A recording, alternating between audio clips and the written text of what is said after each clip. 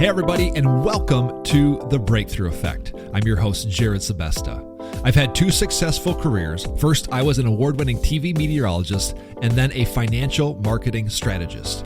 I was living the dream, making good money, but inside I was craving for something more, something bigger. So I stopped deferring life and I started creating exactly the life I was searching for. I doubled down on unlearning old mindsets and creating big breakthroughs for me and my family. And now I'm bringing that same transformation to you. Let's understand the rules of this game. Let's get clarity. Let's stop chasing and start becoming. This is the Breakthrough Effect. The line that you have to pay the greatest attention to is your customized finish line in life, the race that you're running. Most people will not do that because it requires thinking, it requires disconnecting from inputs, and actually you stepping back and taking all the inputs you currently have in your brain, all the goals that you want to have, all the things, and just sitting there in silence and figuring yourself out. And you figure yourself out and you go, this is the race that I need to run in my life. All right, today on The Breakthrough Effect, I'm talking with a gentleman by the name of Craig Ballantyne, known as the world's most disciplined man, who's about to shatter everything you think you know about discipline. While everybody else is busy ice bathing and joining the 5 a.m. club, Craig discovered a truth so powerful it transformed thousands of lives. That true discipline isn't about torturing yourself with extreme habits. It's about applying level 10 effort to your level 10 problems and ruthlessly saying no to everything else. As the author of the book, The Dark Side of Discipline, and creator of multiple 7-figure businesses, Craig doesn't just talk about discipline, he's engineered an entirely new operating system for achievement that works without suffering and sacrifice, the type that most gurus claim is necessary.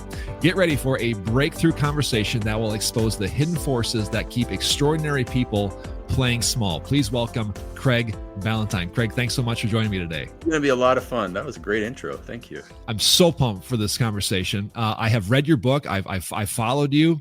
I want to come out slinging on this one. Sure. You are pretty hot and heavy against kind of what I would call, I don't think you use this term from what I saw, but it's kind of what I call now like this hustle culture of like beating my chest. I'm yelling and screaming.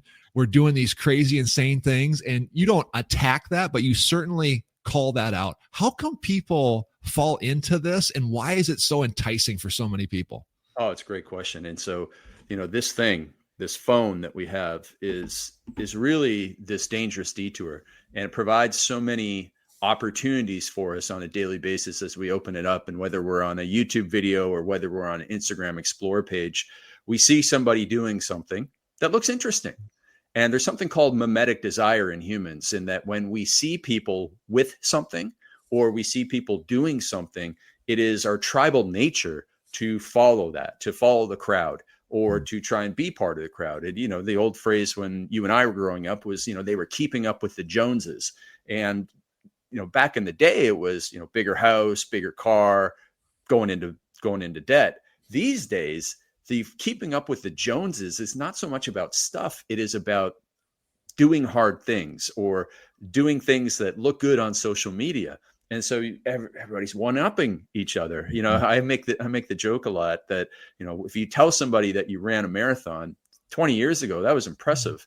But now if you tell somebody you ran a marathon, they'd look at you with disgust and go, oh, do you even ultra marathon? Like, and then the ultra marathoners, they got their chests out, and then they run into somebody who's done the Badwater ultra marathon, and the Badwater ultra marathoner just looks down on them with their nose. And it's just this peeing contest, that you can't win, but people are trying to their detriment, because the dark side of discipline is that you're pursuing good things, right?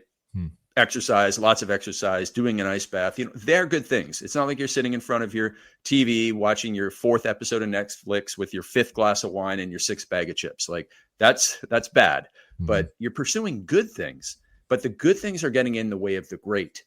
And I know that people listening to this want to do great things. They want to write a book. They want to start a podcast. They want to start a side hustle. They want to escape the 9 to 5, whatever it is. There's greatness inside somebody. But you have a 3-hour morning routine, and then you have 7 more things on your checklist that have to be done. Where are you ever going to do the great things? That's the problem. I see you, 49 years old, family, business. Dude, you're in great shape, 6-pack abs.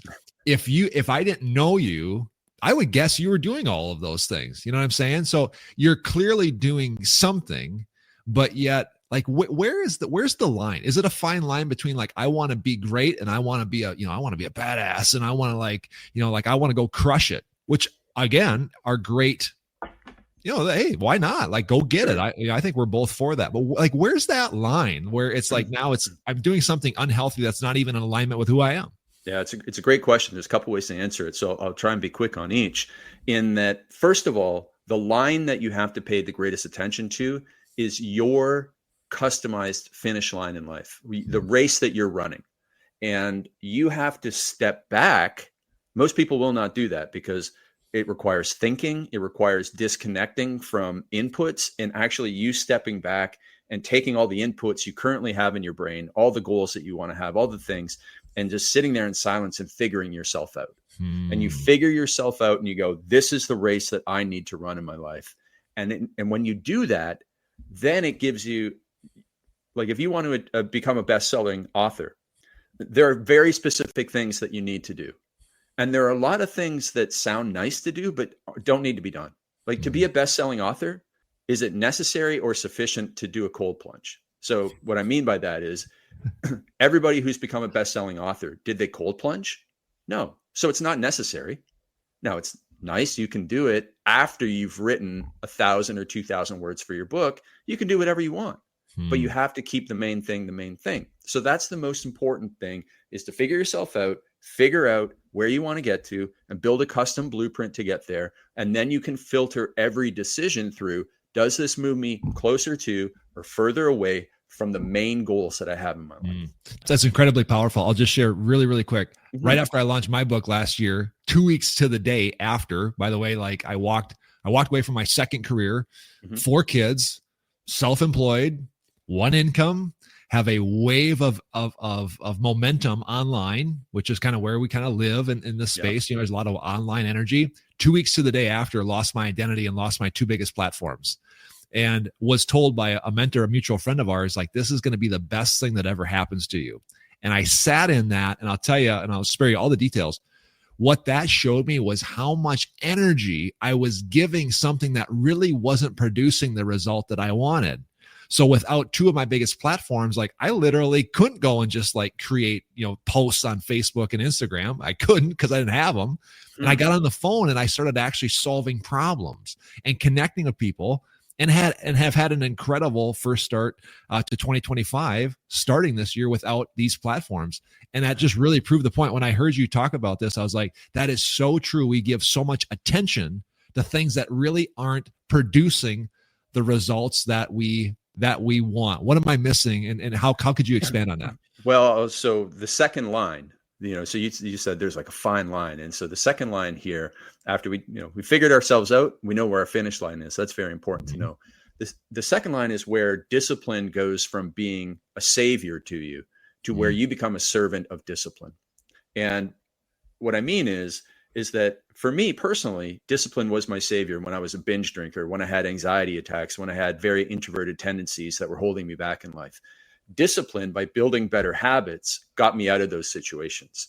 But then there's the very fine line where you cross over, and your discipline and all the things that you're doing, now you become a servant to it, and it kind of puts you in a prison and it holds you back. And this is where doing all the things, the good, get in the way of the great. And on a lower level, or kind of it's not a harmless level, it's very harmful to your dreams, but it's not hurting anybody else. It just gets in the way of you accomplishing great things, right? So if you have a million things you have to do in order for you to define yourself as disciplined, you're never going to be able to do the great things. And I have a quote that says, if you want to do great things, you have to do fewer things. If you want to do great things, you have to do fewer things.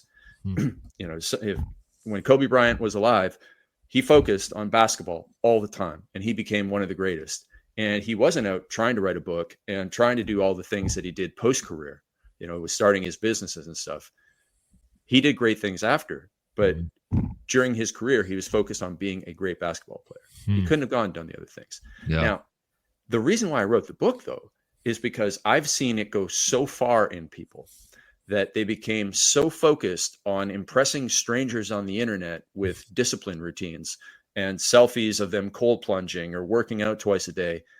And then combined with how much time they put in their businesses, they isolated their families, and the relationships got to the point where I've had friends whose wives walked out on them with the kids because they were just sick and tired of being neglected. And they, because the person was choosing discipline challenges over their family. Yeah. And that's the fine line you do not want to cross. Absolutely not at all. It's so powerful. Again, I'm watching somebody, here in front of me, like talk about these things and being so successful about them. Like, how do you mentioned in your book, like standards trump discipline. Like, So like, how do you come up with, the list, or how do you choose what are the things I'm going to throw all of my energy into? Yeah. Self-reflection and introspection, which again, challenging for people in this day and age of being reactive to the phone, right? There's a million things that, electronically we're addicted to, for better, for worse, right? Like there's some good stuff to social media. It's how I connected with, a mutual friend of ours that got me connected with you. But I use social media. I don't let social media be used on me. And that's a big mindset shift for a lot of people. I spend a lot of time in self-reflection and introspection, and you can do that through journaling, meditation, prayer, whatever it is that helps you figure yourself out.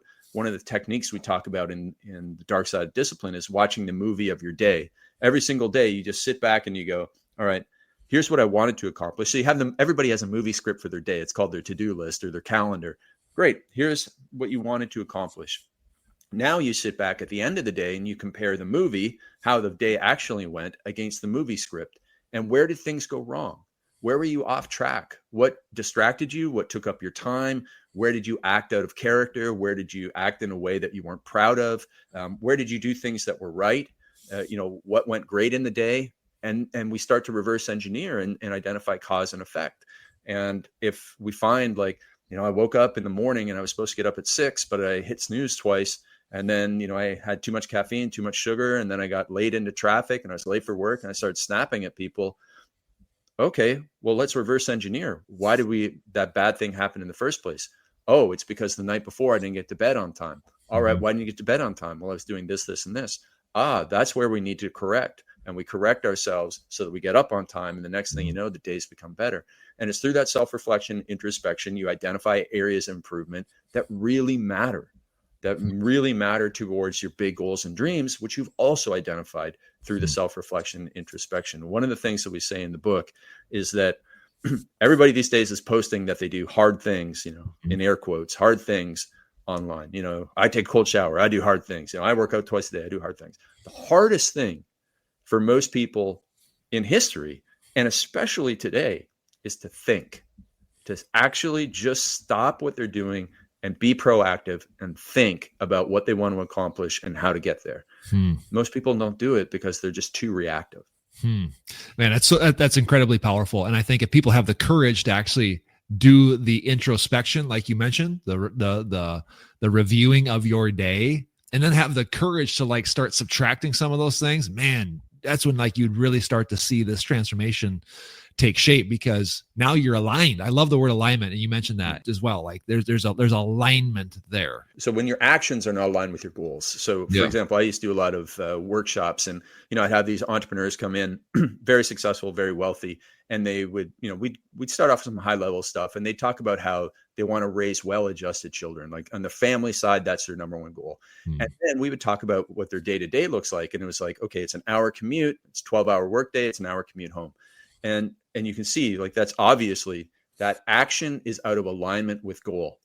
And therefore they were wondering, I don't understand why I'm stressed. I don't understand why the family dynamic is not working. I don't understand why there's tension with my wife.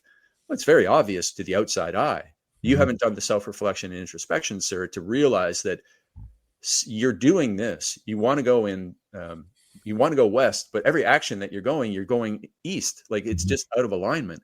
And that out of alignment causes stress inside of us. It causes anxiety.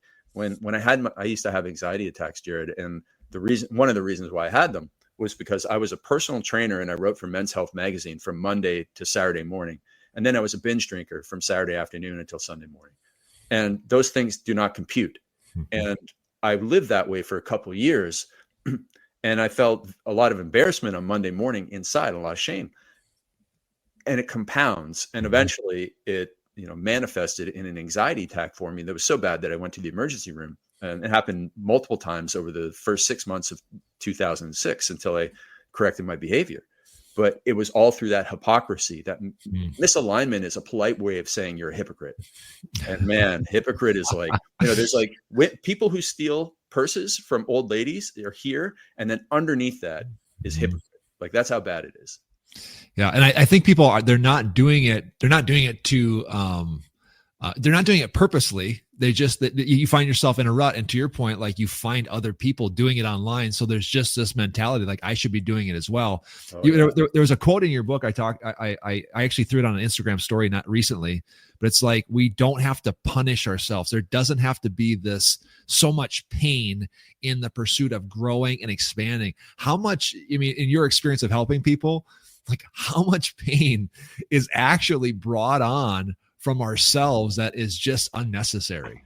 Well, quite a bit. And the example I use in the book is I talk about Charlie Munger. And for those people who don't know Charlie Munger, he passed away in 2023 at the age of 99.9 years old. He was a billionaire. He was the mentor to Warren Buffett. He was the guy who unlocked, Warren was really smart, but Charlie gave him the idea of how to invest properly in a way that, magnified Warren's money. And, they went on to help tens of thousands of people become millionaires. Mm-hmm. And I say that Charlie Munger was the world's most disciplined man.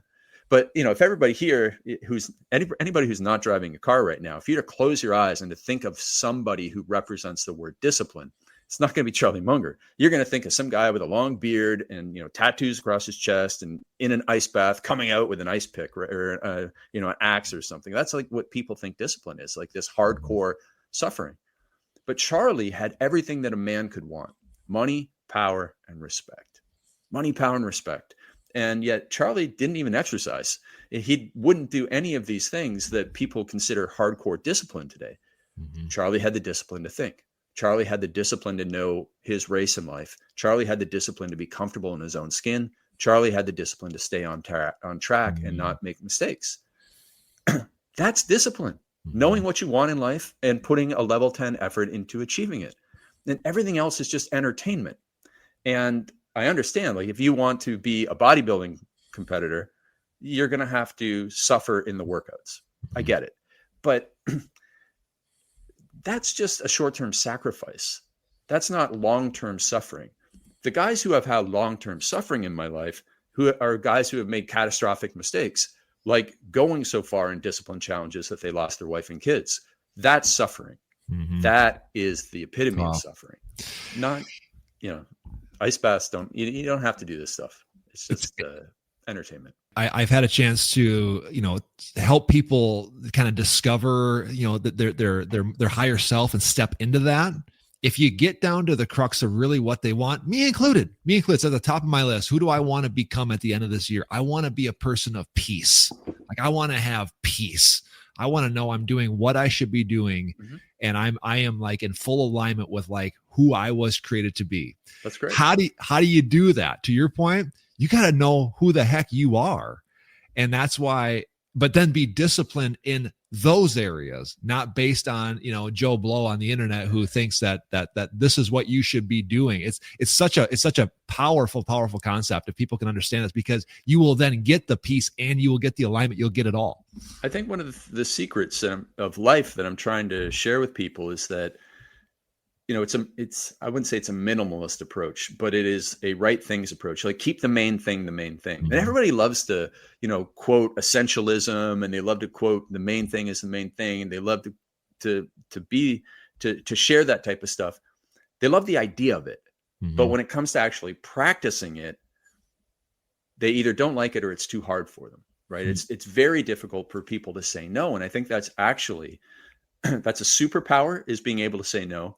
It is one of the areas in which we need the most discipline in life. We need systems for saying no, because anybody listening, as you become more successful, as you get traction in what you're trying to accomplish on your path to greatness, you will have to say no more as you become more successful. And if you don't learn to say no more often, if you don't learn to say no, you will never become as successful as you want. Mm-hmm. And in one of my other books, this book called Perfect Week Formula, I talk about everybody needs to become the Nopra of their life. Who's the queen of saying no? It has to be Oprah. And I'm not saying, like, she's not a mean person in saying no. She is actually generous because she's saying no. Because if you think about it this way, Oprah has probably 1 billion people who'd love a minute of Oprah's time. Now, that's mathematically impossible to give 1 billion people a minute of your time. And if she did give everybody a minute of her time, she would have no time to go and do the great things that made her Oprah. So it's this counterintuitive thing that actually, if you want to accomplish more, impact more people, help more people, have more income for yourself, you actually have to be no. And being selfish with your time is one of the most generous things that you can do. Because when you're selfish with your time and you work on the things that have the greater impact, you can help more people than if you gave away your time here, there, and everywhere. Okay, maybe you could help 10 people on a small scale, or you could help 10,000 people on a larger scale. Obviously, the one that you want is the 10,000 on the larger scale, and it takes saying no. So I've asked people on this show, that have rubbed shoulders with very successful people. I've had a chance to be in rub shoulders with a lot of people that I would consider very successful, and that is an ongoing trait. They're hyper focused. They know exactly why they're here. They're focused on doing it. But there is something to be said about that. There is something to be said about, like, I'm going to give this thing my max attention and pour into it when you have created the structures and the standards that you're talking about. I think, like, if you can get all of those things encompassed together, you will have such a powerful life. Yeah. And the standards come out of building systems that allow you to change your identity. And so, we talk about in our book that, you can start off with a bit of motivation, but that's not going to go far. You can do some of these challenges, but that's not really going to change your life long-term. And then discipline is really willpower, and it's grinding. And it's like, man, that's just not going to last forever. The 3 big things that will really help people listening to this are building systems. So systems are where you're going to start to get exponential results from your work. And systems means setting up processes that make the right actions automatic, such as setting an alarm on your phone at night. You set an alarm on your phone an hour before bed, and when that alarm goes off, you turn off your electronics. Now you have a better chance of getting to bed on time. That's one of the powerful systems. So simple, but powerful. Another one is using something like the Opal app, which is an app that blocks you from going on your phone and accessing social media or other applications or your email, which then helps you focus. So things like that are systems that give you results. And again, they make it so much easier to do the right thing. Once you've done that and you start to change your identity, you start to build the confidence, like, oh, I used to be a person who could never be on time. I was always late. Now, because I use systems, I'm starting to show up on time and showing up early. And now you then eventually shift to, I am the type of person who's always early. I am never late to meetings because that's disrespectful to other people. That's an identity shift that comes out of your actions. And then when you have that, you can ingrain it in a standard just by saying, with that phrase that I'm the type of person that does this. I'm the type of person that does this. Here's how I operate. Just like this phone. Again, this phone beats us so many times because what does it have? It has a powerful operating system. There's rules by which this thing operates that allows it to do the marvelous things that it does. And when you're a human and you have standards, like I have a standard that I don't swear. I don't curse or swear. I also personally don't drink alcohol. These are things that are standardized for me. And so when you mentioned before that there was a line in the book the line is standards eat discipline for breakfast. Yep. And so let's talk about the drinking side, because I'm sure there's a lot of people who you'd probably be like, man, I should probably cut back on drinking a little bit. If I go into a bar with somebody and my standard is I do not drink alcohol. I'm just not the type of person who drinks alcohol. I used to be, but I'm not anymore. And I go into a bar with somebody who's like, yeah, I'm a social drinker. And the place has I went to a restaurant, really had the most amazing stocked bar I've ever seen in my life. And if I was the type of person who was a social drinker, I probably would have had a drink. And if I go into that bar with somebody who is that social drinker and they know they got a meeting tomorrow at 8:00 and they shouldn't have a drink, but oh my goodness, it looks really good. And oh, here's another friend of ours. And that friend of ours is peer pressuring both of us into having a drink. That person's relying on discipline to not have a drink. They're a social drinker. They drink sometimes, and all they have is discipline.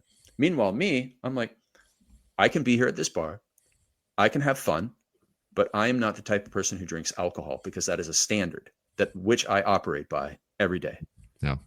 It's no energy. Like I remember years and years went by with me having this internal argument about, should I drink? Should I not drink? I know what I got to do tomorrow. I'm going to feel tired, but I really want to.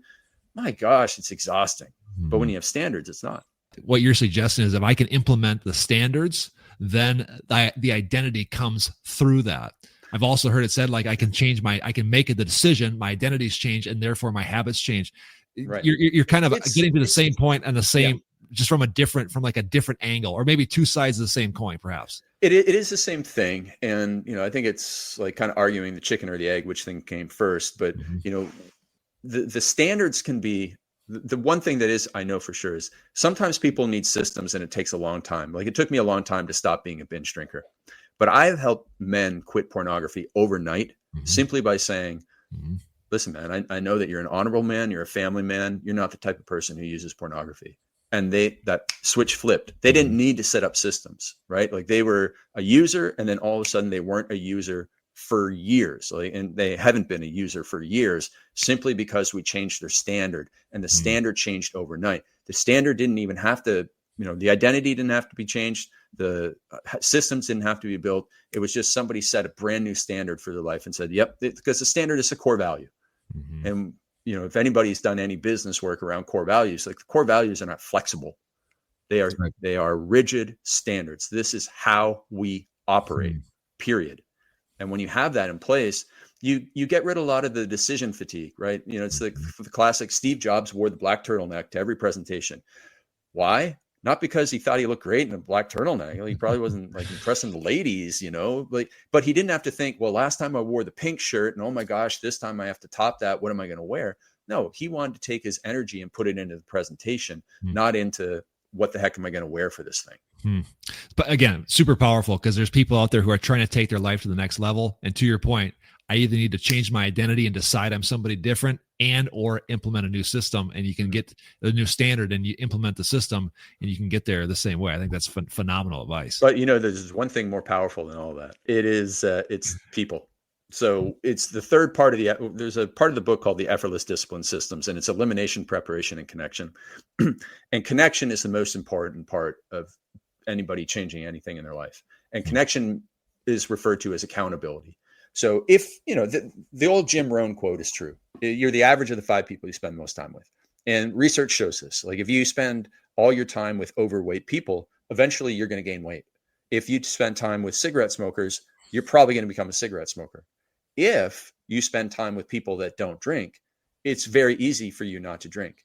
If you spend time with people who are like-minded, positive people who are also trying to grow a side hustle or change their career or become great, you have a much greater chance of you having traction and success. Being part of this community that Jared's putting together, like, it's a no-brainer. You got to be part of it if you're truly in alignment with, the goals that you've set.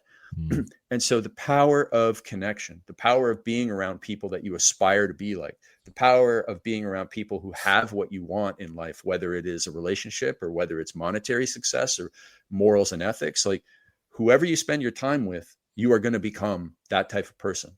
So you have to choose that very, very carefully, because the flip side is true. When I was a young man, I spent a lot of time with binge drinkers. What was I supported on? I was supported on being a binge drinker. Well, that's not very helpful. So I had to then go and find people who did not drink. And now the majority of my best friends are not even social drinkers. And we have a great time in life. We have tons of friends. We have great experiences. Just doesn't include alcohol. And that's easier to do than ever. Wow, dude, this is so powerful. I encourage people that have listened to this podcast, holy cow, go back and listen to this, because what you just said there is just such a great way to wrap a bow up around this, because you are really setting yourself up for success if you give yourself all 3 of those. You are really, really giving yourself the best chance to move the needle, expand, and grow, and have the breakthrough that you are seeking. So I appreciate you coming on the podcast here today and dropping some of these bombs. I'm so appreciative. Before I let you go, give people a little insight. Where can people find you? Where's the best place to find more about you and what you're doing? Absolutely. So the social media I use the most is Instagram. So hit me up at Real Craig Ballantyne, and then grab the book at darksideofdiscipline.com or on Amazon, the ebook, audiobook. We were chatting before we started about Jared's amazing smooth radio voice and TV voice. And this is my podcast voice. But when I do the audiobook, The Dark Side of Discipline, I'm able to drop down into my own little radio voice for the 2 hours. So if people enjoy a performance, please check out the audiobook. You have a great radio voice, by the way. And that's all self-taught, it's that's incredible. It's something that and it's through like watching other people and being around other people. And I used to be a poor speaker, because I like I said, I had the introverted tendencies. I'm not an introvert. I don't label myself, and I didn't like speaking, but I wanted to be a better speaker. So I started watching comedians and I started watching pastors, and then I started thinking about what tonality do I want to have? And you can go down that rabbit hole, and that just shows you that everything is a learnable skill, and you can change anything about yourself, even your voice, in order to impact people. That was fantastic. Well done. Appreciate you, man. Have a great day. Awesome. Thanks. We'll talk soon. See you. Bye. Bye. If this conversation sparks something into you, don't let it fade. Please rate, review, and subscribe on your favorite podcasting platform. Don't forget to connect with me online as well. Follow me at Jared Sebesta on Instagram, LinkedIn, and YouTube, or dive deeper at my website, jaredsebesta.com, where all my free trainings and resources are waiting for you. And remember, stop chasing the life you want and start becoming. This is the Breakthrough Effect. We'll see you next time.